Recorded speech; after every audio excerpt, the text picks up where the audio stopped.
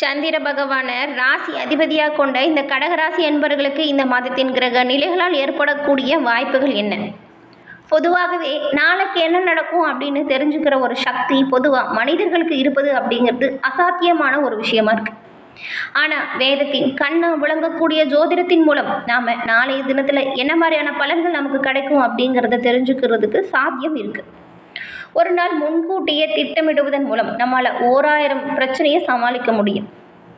நமக்கு நாளைய தினம் என்ன மாதிரியான பலன் கிடைக்க போகுது அப்படின்னு முன்னாடியே நம்ம தெரிஞ்சுக்கிட்டோமா அந்த பிரச்சனைகளை சமாளிக்கக்கூடிய முயற்சியை நாம் செய்வோம்.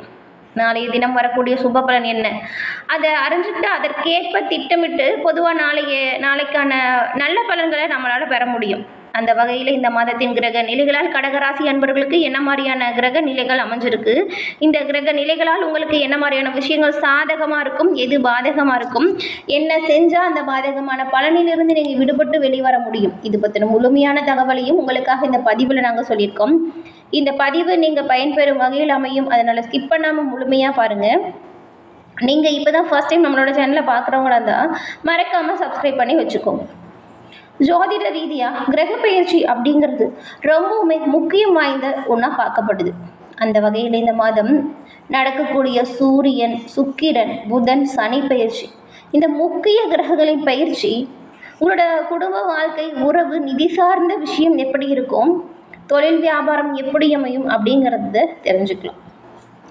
என்ன மாதிரியான பயிற்சி நடக்கும் எந்த நாளில் அப்படின்னு பார்த்தா மார்ச் 2 சுக்கிரன் மீன ராசியில் வக்ர பயிற்சியை தொடங்க போகிறார்.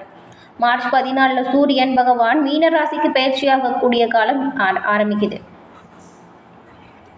அதன் பிறகு மார்ச் 29 சனி பகவான் 2.5 வருஷத்துக்கு பிறகு கும்ப ராசியிலிருந்து மீன ராசிக்கு பயிற்சியாக போகிறார்.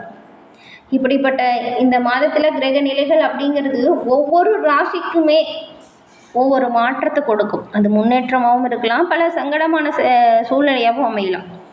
உங்களுக்கு எப்படி அமைஞ்சிருக்கு அப்படிங்கிறத முதல்ல பார்க்குறோம். கடக ராசியில் உள்ள புனர்பூசம், பூசம், ஆயில்யம் இந்த 3 நட்சத்திரக்காரங்களுமே திங்கட்கிழமையில் அம்மன் வழிபாடை தொடர்ந்து மேற்கொண்டு வாங்க. எப்பேற்பட்ட சவால்களையுமே சமாளிக்கக்கூடிய ஆற்றலை அம்மன் உங்களுக்கு கொடுப்பாங்க. ஏன்னா உங்களுக்கு ராசி அதிபதி சந்திர பகவான். சந்திரன் அப்படிங்கிறது திங்களை குறிக்கும். திங்கட்கிழமையில் அம்மன் வழிபாடோ வெள்ளிக்கிழமையில் அம்மன் வழிபாடும் உங்களோட வாழ்க்கையில் பல முன்னேற்றத்தை கொடுக்கும். உங்களுக்கு அம்மன் தாய் பிடிக்கும் என்றாலும் இந்த வீடியோ பதிவின் கமெண்ட்டில் ஓம் அம்மன் தாய்க்கு போற்றி அப்படிங்கிற மந்திரத்தை 3 முறை பதிவிடவும் செய்யுங்க. அம்மனின் அருளால் உங்களோட வாழ்க்கையில் நடக்கக்கூடிய அனைத்து நல்ல விஷயங்களுமே சிறப்பான பலனை உங்களுக்கு பெற்றுத்தர வாழ்த்துக்களையும் அம்மனிடம் பிரார்த்தனையும் செஞ்சுக்கலாம். அந்த வகையில் இந்த மாதத்தின் கிரக நிலைகளால் ஏற்படக்கூடிய மாற்றங்கள் என்ன அப்படின்னா, கடகராசி அன்பர்களுக்கு இந்த மாதத்தில் பொதுவாகவே கலவையான பலன்களை தரக்கூடிய வகையில் கிரக நிலைகள் இருக்குது. செவ்வாயின் இந்த நிலை நல்லதாக இந்த மாதம் கருதப்படலினாலுமே பணியிடத்தில் சில சிரமங்கள், பிரச்சனைகளை நீங்கள் சந்திக்கிற மாதிரி இருக்கும். ஆனால் வெளிநாட்டில் வேலை செய்கிறவங்களுக்கோட ஒப்பிட்டு பார்க்கையில் சிறந்த நல்ல பலன்களை நீங்கள் பெற முடியும். வியாபாரத்திற்கு காரணமாக கிரகம் வலுவிழந்து அதிர்ஷ்ட வீட்டில் இருக்கிறதுனால வியாபாரத்துடன் தொடர்புடையவங்க இந்த மாதம் புதிய முதலீடு, புதிய வேலை செய்ய தொடங்குறத தவிர்ப்பது நல்லது. அதிர்ஷ்ட வீட்டில் புதன் பயிற்சிக்கிறது பொதுவாக நல்ல பலனை தருவதாக கருதப்படலினாலுமே இந்த காரணங்களால் இந்த மாதம் எந்த முக்கிய வணிக முடிவுகளுமே எடுக்கும் பொழுது யோசிச்சும் சரியாக வருமா அப்படிங்கிறத திட்டமிட்டு செயலாற்றணும். வியாபாரத்திற்கு காரணமான கிரகம் வலுவிழந்த நிலையில் அதிர்ஷ்ட வீட்டில் இருக்கும் பொழுது வியாபாரத்தில் நீங்கள் கவனமாக இருக்கணும்.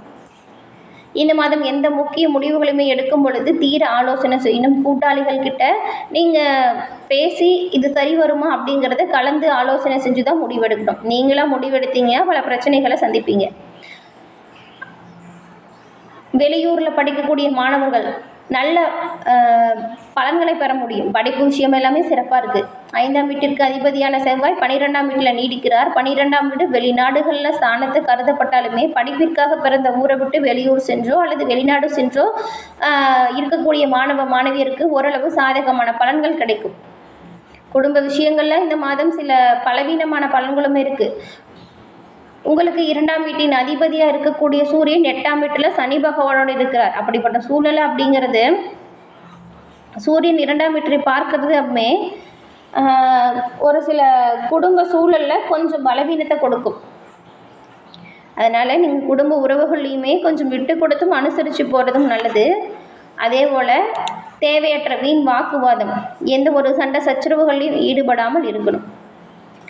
குடும்ப உறவுகளை பொறுத்த வரைக்கும் இந்த மாதம் உங்களுக்கு லாபஸ்தானத்தில் குரு பகவான் சஞ்சாரம் செஞ்சுருக்கிறதுனாலையும் அஷ்டமஸ்தானத்தில் சூரியனும் சனி பகவானும் இணைஞ்சிருக்கிறாங்க.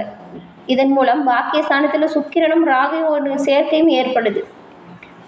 இந்த சமயத்தில் எப்படி இருக்கும் அப்படின்னு பார்த்தா, குடும்பத்தில் வருமானம் திருப்தி தரும் வகையில் அமையும். வரவேற்கத்தக்க செலவுகளுமே வரும். ராசிக்கு பூர்வ புண்ணிய ஸ்தானத்தை குரு பகவான் பார்க்கும் பொழுது பாடல் பற்ற திருத்தல தரிசனம் கிடைக்கும். இந்த சமயத்தில் குலதெய்வ வழிபாடு மேற்கொள்வதுமே உங்களோட வாழ்க்கையில் பல முன்னேற்றத்தை கொடுக்கும். இந்த குடும்பத்தோட குலதெய்வ கோவில் சென்று வச்சிருந்த வேண்டுதல் ஏதாவது நிறைவேற்றிட்டு வாங்க. கட்டாயம் உங்களுக்கு வரக்கூடிய கெடு பலன்களிலிருந்து உங்களால் விடுபட்டு மீண்டு வர முடியும். முயற்சிகள் அனைத்தும் வெற்றியடையும் வாய்ப்பை பெறுவீங்க. ஆயுள் ஸ்தானத்தில் சூரியன் சனி சேர்க்கை வரும்பொழுது சின்ன சின்ன விபத்துகள் ஏற்படலாம். அதனால் கவனமாக இருங்க. கூடிய வரைக்குமே இரவு நேரத்தில் வாகனம் ஓட்டுறதை தவிர்த்துடணும். தனியாக இரவு நேரத்தில் போடுறதையும் நீங்கள் தவிர்க்கணும். லாபஸ்தானத்தில் நிலை கொண்டுள்ள குருவின் பலனாக எதிர்பாராத பணவரவு உங்களுக்கு சாத்தியக்கூட அமையும். குடும்பத்தில் ஒற்றுமையும் அமைதியும் இருக்கும். தேவையில்லாமல் கோவப்படுறது, வீண் வாக்குவாதத்தை மேற்கொள்றதை தவிர்த்தா சிறப்பான நேரத்தை உங்களோட இல்லத்தில் நீங்கள் கழிக்க முடியும். சுப நிகழ்ச்சிகள் நடப்பதற்கு வாய்ப்பு அமையும். கல்வி அல்லது உத்தியோகம் சம்பந்தமாக பிள்ளைகள் அல்லது வெளிநாடு செல்லும் யோகமும் அமையும். ஒரு சிலருக்கு வசதியான வீட்டிற்கு மாற்றம் செய்யும் பேரும் இந்த கிரக நிலைகள் அமைச்சு கொடுக்குது. அதன் பிறகு உத்தியோகத்தில் இருக்கிறவங்களுக்கு அஷ்டமஸ்தானத்தில் ஜீவனக்காரனாக விளங்கக்கூடிய சனி பகவானும் சூரியனோட சேர்க்கையும் இருக்கிறதுனால வேலை சுமை சக்திக்கு மீறியதாக அமையும். மிகவுமே நீங்கள் கவனமாக இருக்கணும். பணிகளில் தவறு ஏற்படக்கூடும். அதனால் சிறு மேலதிகாரிகளின் கண்டிப்புக்கு நீங்கள் ஆளாகக்கூடும். அது கவலையை கொடுக்கும். முடிஞ்ச அளவுக்கு உங்களோட பணிகளை நீங்களாக முன்னின்று செயல்படுத்துங்க. யார் ஒருத்தட்டையுமே உங்கள் பொறுப்பு ஒப்படைக்காதீங்க. உத்தியோகம் காரணமாக சிலருக்கு இடமாற்றம் ஏற்படுவதற்குமே சாத்தியக்கூறு அமைஞ்சிருக்கு. காவல்துறை அதிகாரிகள் இரவு நேர பணிகளின் போது அஜாக்கிரதையாக இருக்காதீங்க. கொஞ்சம் கவனமாக இருக்கணும். தொழில் வியாபாரம் செய்கிறவங்களுக்கு வர்த்தகம் சம்பந்தமாக அடிக்கடி வெளியூர்களுக்கும் வெளி மாநிலத்திற்கும் சென்று வர வேண்டிய அவசியம் ஏற்படும். இதன் மூலம் விற்பனையும் லாபமும் அதிகரிச்சிருக்கும். அலைச்சலும் மிகுந்துதான் இருக்கும். புதிய துறைகளில் முதலீடு செய்ய வாய்ப்புகள் தேடி வரும். சக கூட்டாளிகளின் ஒத்துழைப்போடு அதை நீங்கள் முயற்சி செய்யணும். நீங்களாம் முயற்சி செய்யக்கூடாது. அவங்களோட முழுமையான ஒத்துழைப்பு உங்களுக்கு நல்ல பயனை கொடுக்கும். ஏற்றுமதி துறையின் வர்த்தகம் சம்பந்தமாக வெளிநாடு ஒன்றிற்கு சென்று வரும் சாத்தியக்கூறுகள் உள்ளதை இந்த கிரக நிலைகள் உங்களுக்கு இந்த மாதம் குறிப்பிடத்தக்க ஒரு தகவலை கொடுக்குது. அடுத்து கலைத்துறையில் இருக்கிறவங்களுக்கு சுக்கிரன், குரு, புதன் ஆகிய 3 கிரகங்களுமே சுப பலம் பெற்று சஞ்சாரம் செஞ்சுருக்கிறதுனால புதிய வாய்ப்புகள் அப்படிங்கிறது உங்களை தேடி வரும் யோகம் அமைஞ்சிருக்கு. இதன் மூலம் வருமானம் அதிகரிச்சிருக்கும். மக்களிடையே புகழ் ஓங்கும். திருதீய ஸ்தானத்தில் கேது அமர்ந்திருக்கிறதுனால திருக்கோயில் நாதஸ்வர வித்வான்கள், கர்நாடக சங்கீத வித்வான்கள், பரதநாட்டிய கலைஞர்கள், ஆன்மீக உபன்யாசர்கள் உங்கள் எல்லோருக்குமே பல நன்மைகள் பெற்று மகிழ்ச்சி அடையக்கூடிய வாய்ப்பை நீங்கள் இந்த மாதம் பெற போகிறீங்க. குறிப்பாக சொல்லப்போனால் இந்த மாதம் அப்படிங்கிறது கலைத்துறையில் இருக்கவங்களுக்கு பல சாதகமான வாய்ப்புகளையும் புதிய முன்னேற்றத்தையும் கொடுக்கக்கூடிய கிரக நிலைகள் மாற்றங்கள் அமைஞ்சிருக்கு. அதன் பிறகு அரசியல் துறையில் உள்ளவங்களுக்குமே நாயகராக விளங்கக்கூடிய சுக்கிரன் பலன் பெற்று இருக்கிறார். அதே தருணத்தில் லாபஸ்தானத்தில் குரு பகவான் அமர்ந்து பூர்வ புண்ணிய ஸ்தானத்தை பார்க்கறதுனால கட்சியில் ஆதரவு உங்களுக்கு பெருகும். மக்களிடையே செல்வாக்கும் புகழும் உயர்ந்து காணப்படும். தசாகாலமும் புத்தியும் உங்களுக்கு சாதகமாக அமைஞ்சிருந்துச்சுன்னா கட்சியில் ஒரு உயர் பதவி கிடைப்பதற்கான சாத்தியக்கூறுமே உங்களுக்கு இந்த மாதம் கிடைக்கும். உங்களோட பணிகளை நீங்கள் சீரும் சிறப்புமாக செஞ்சால் இன்னுமே நன்மை கிடைக்கும். மாணவ மாணவிகளை பொறுத்த வரைக்கும் கல்வித்துறையை நீங்கள் பல சிரமங்களை சந்திச்சிருந்தாலுமே இந்த மாதம் சுபபலம் பெற்று சிறந்து விளங்கக்கூடிய வாய்ப்பை பெற போகிறீங்க. ஆசிரியரின் முழுமையான ஒத்துழைப்பும் உங்களுக்கு கிடைக்கும். படிப்பு விஷயத்தில் வியக்கத்தக்க நல்ல முன்னேற்றத்தை நீங்கள் காண போகிறீங்க.